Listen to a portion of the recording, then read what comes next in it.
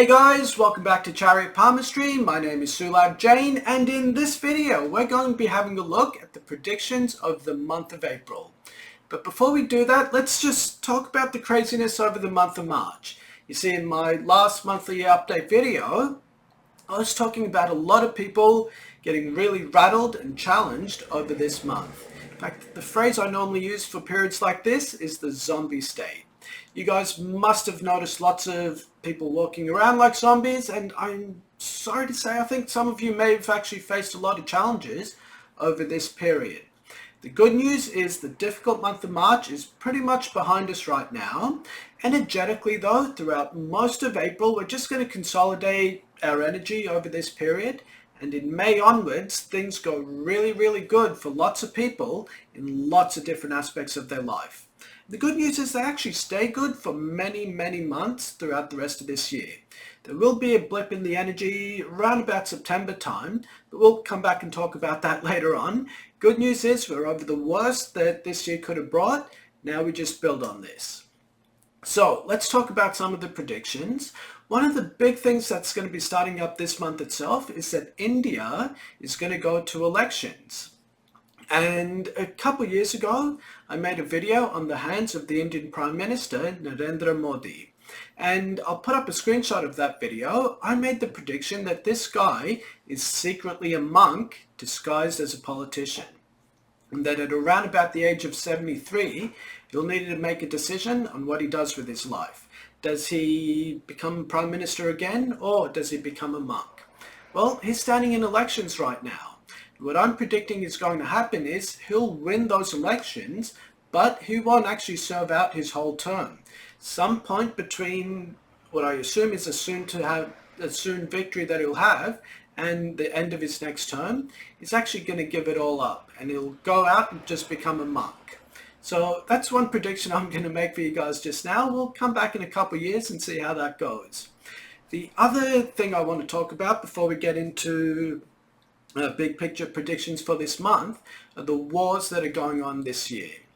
Now, if you've been following my channel for a while, you know that I've been saying that Africa is actually the place that the whole world should be paying attention to, especially in terms of armed conflict.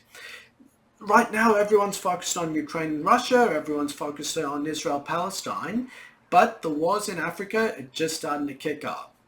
For some reason, they've just been very silent and very absent from the headlines.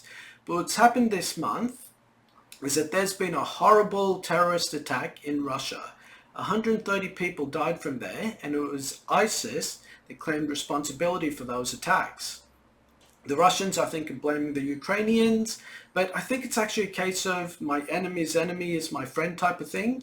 That's where ISIS and Ukraine crossover, if there's a connection at all, that is. The point I'm trying to make is, right now there's a three-way conflict going on in Africa. It's between the Russians under the Wagner group, the French, the old colonial masters, and ISIS, the religious extremists. And one thing the world isn't really talking about is the connection between that conflict and this terrorist attack that's just happened in Russia. I believe it's part of this African war expanding into Europe. You see, not only did ISIS attack Russia, this month France has threatened to send troops to support the war in Ukraine. And that doesn't make sense if you think of the Russia-Ukraine war as just a European war. It will make sense if you think of it as an extension of the African war.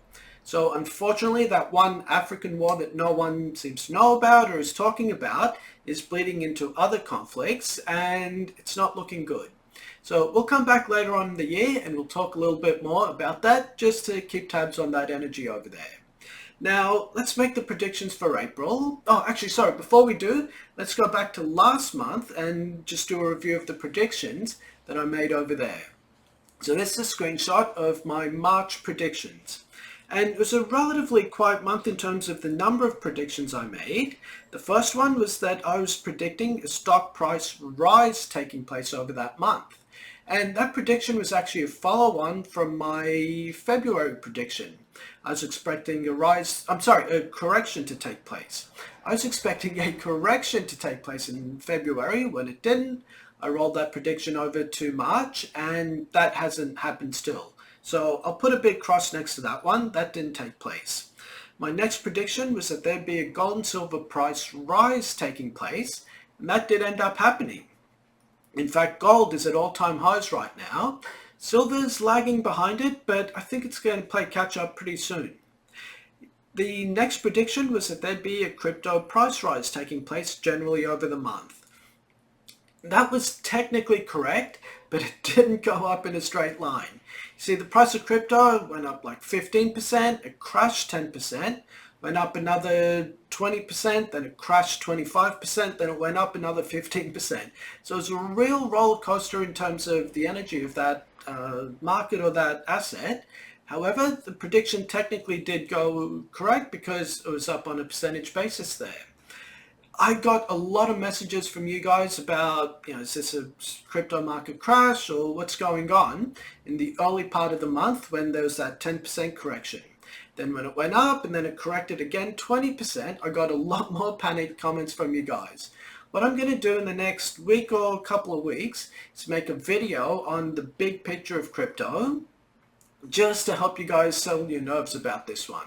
It's going to be more based around spirituality rather than stock market or crypto market predictions. So stay tuned for that one. But in terms of the predictions that we made, we're tracking at about 4 out of 5 correct so far this year. Now, my predictions for the month of April are as follows. The first prediction is I'm expecting a minor stock market fall to take place at around about the first week of April. My general belief is that the stock market should be up, and up between now and the end of 2026. So any corrections that do take place are smaller, healthier style corrections. My next prediction is a crypto correction between the first week through to the third week of April, meaning I'm expecting it to start in the first week and then end in the third week of April. This is going to be a big one. I'm actually thinking it's going to be bigger than the 20 or 25% fall that we've recently had. But don't hold me to the number, just look at the energy on this thing. It looks like it's going to be a big fall. So if you were nervous over the month of March during this roller coaster that it went through, you'll need to hold your nerves over the month of April. However, my next prediction is that crypto prices will start to rise from the fourth week of April onwards. And this is just going to be like the quiet before a huge boom that takes place in crypto in the month of May. But we'll come back and talk about May in next month's video. Next prediction is there's a gold and silver price rise due to take place generally over the next 3 weeks. Now, I'm also predicting a US dollar price rise to take place after the second week of April. After the second week of April. Alright guys, that's it for my predictions. If you do have any questions, put them in the comment section below.